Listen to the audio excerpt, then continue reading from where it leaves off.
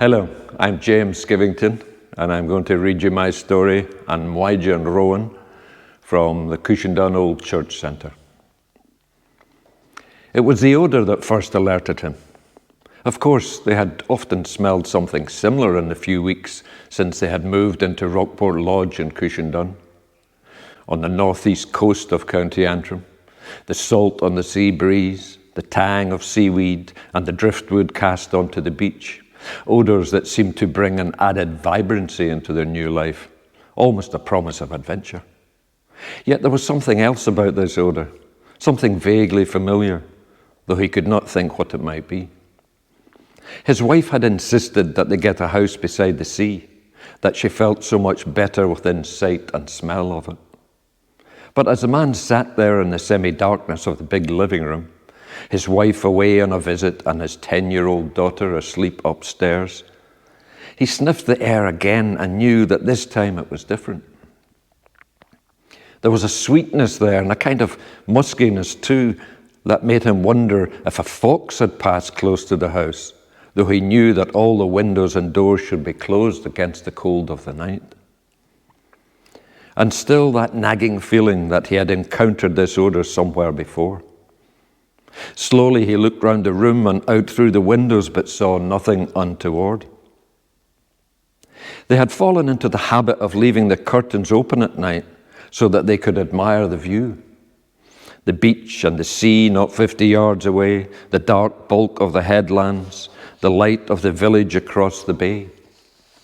At the far window, their Christmas tree lights twinkled up at the stars, which blinked in reply, and now and then the moon, emerging from behind a cloud, threw a pale yellow beam across the dark, placid water. The plashing of the waves on sand was so gentle that he could barely hear it.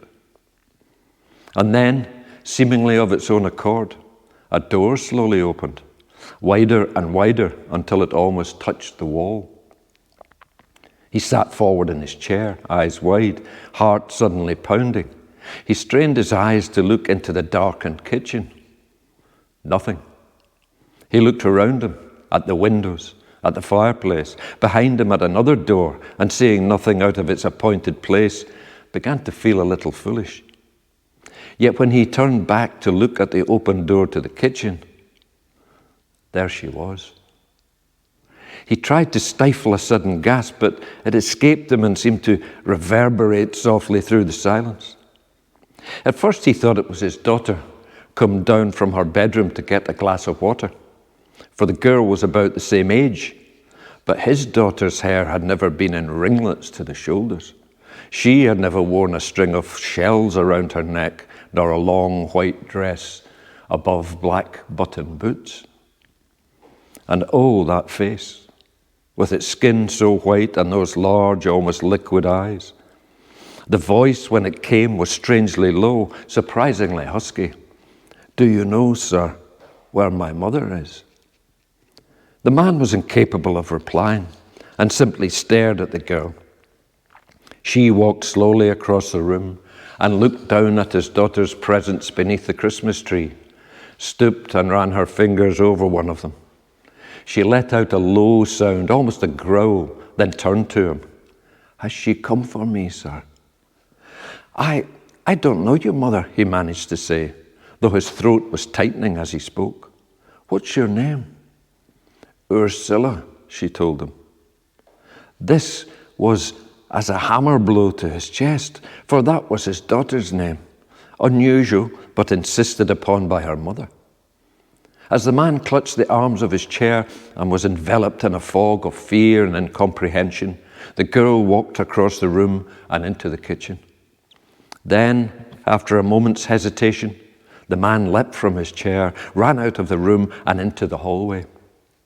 He bounded up the stairs two at a time and ran to his daughter's bedroom.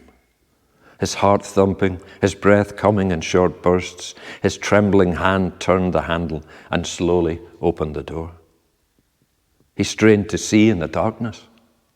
Then, as his eyes became accustomed to the low light, he saw that his daughter was sleeping peacefully in her bed.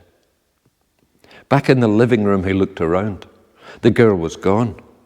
He felt a cold draught, and going towards the kitchen, he heard a sound like the bark of a dog, once clear and sharp, then once again. In the kitchen, the French windows were open, the sea beyond, flat and calm and dark, with the moon emerging from behind the clouds.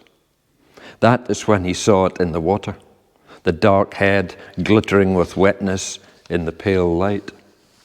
It was a large dog seal looking towards the beach, and it gave a single loud bark. At once a higher-pitched answering bark came from a cluster of rocks. That is when the man saw her, the strange girl, walking down onto the sand, her long ringlets and her white dress ruffled by the breeze. As she went, she appeared to be draping some kind of hooded cloak over her shoulders. She stepped into the water. The man wanted to shout, "No, no, what are you doing?" And yet so mesmerized was he by the scene that he could say and do nothing, but merely stood with his hands tightly clutching the door frame. Slowly the girl waded into the sea, the dark cloak billowing behind her on the water, until she pulled it tightly around her body and lifted the top over her head, which was all that was now showing above the water as she swam out to the dog seal. He growled a greeting, and this was answered by the girl. Then the two of them swam away from the beach, and just before the moon went behind a cloud, the man seemed to see the heads of 2 seals before they were gone into the depths below, and he was left wondering if there had been anything there at all.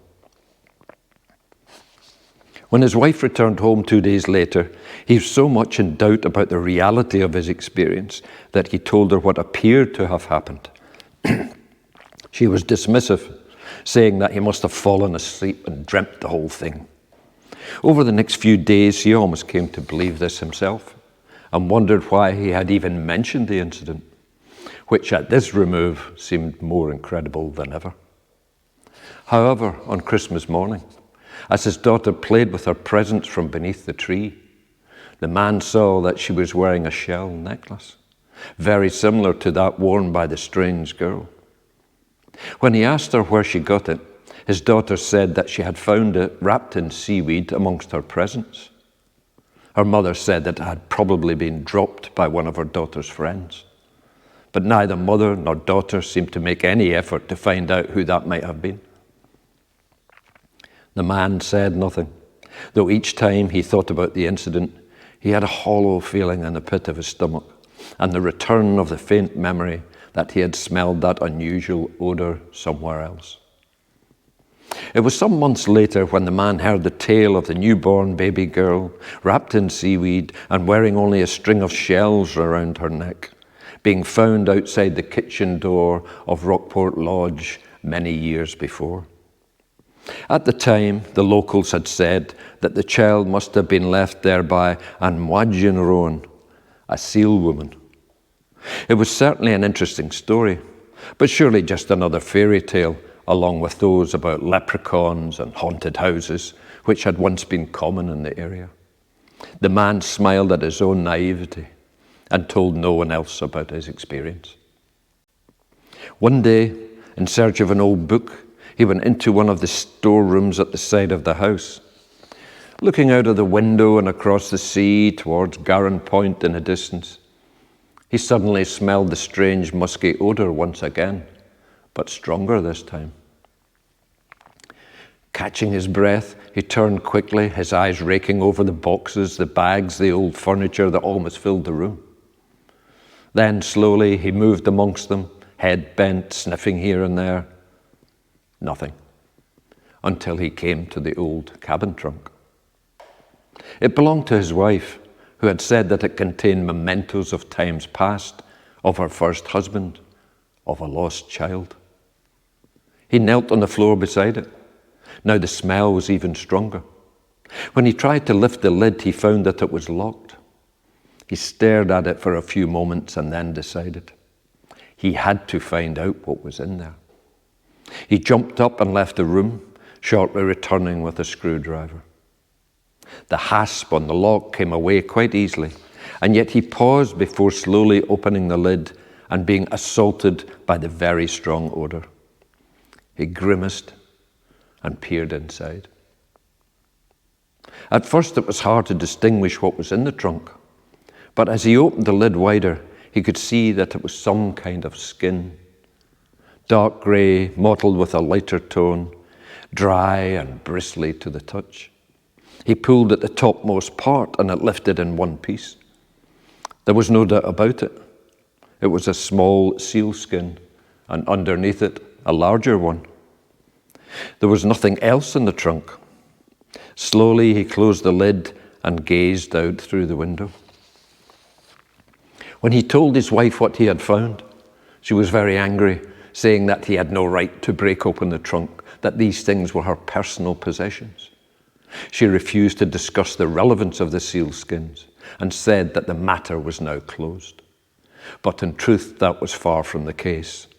For somewhere in the middle of that night, he awoke to find his wife gone from their bed and heard the sighing of wind as through a half-open door. He arose and looked out of the window. A lemon moon was shimmering across the waters of the bay. Then, at the edge of the rocks in front of the house, he saw two figures hurrying towards the sea. One was his wife, holding a bundle of material, and behind her she pulled their daughter, Ursula, who appeared to be resisting. In one horrifying instant, all was clear to the man. The strange girl, the necklace, the sealskins, and the tales of Anwadjian Rowan. He raced out of the room and almost flung himself down the stairs. Anything but his beloved Ursula. Through the kitchen and out of the open back door he went, bounding across the path, the sharp stones stabbing blood from his bare feet. Now the two figures were at the edge of the water. His wife had pulled on what he now realized was the larger of the two sealskins and was wrapping the smaller one around Ursula. "No," he screamed. "No, you can't do this. Ursula, come back." Eyes wide, she turned to look at him. Her mother dragged her towards the lapping waves. They entered the water as the man ran out onto the sand. It was then that he saw, a little further out, the head of a dog seal and another, smaller one nearby. The dog seal gave a sharp bark. Now mother and daughter were waist deep in the sea. The man sprinted across the sand and threw himself into the water after them. He swam as hard and as fast as he had ever done in his life. As he got to them, the water was up to their shoulders. "Ursula, no, no," he screamed, and reached out for her. The girl, staring-eyed, confused, turned to look at him. Her mother tried to pull her away. The dog seal barked. Then the man managed to grasp the shell necklace around his daughter's neck. He wrenched at it, and as it broke and sank down through the dark water, it was as though a key had been turned.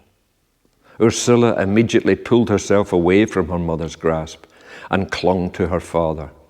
The woman, the mother, and Anwadjian Rowan, without a glance backwards, swam out to the other two seals.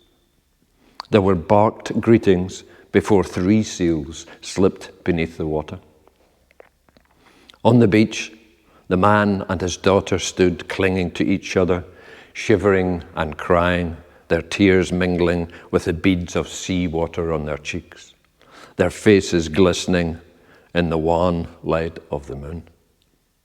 It was not many weeks before they left Rockport Lodge and found themselves a new house, many miles inland, far from the sea and those who live in it.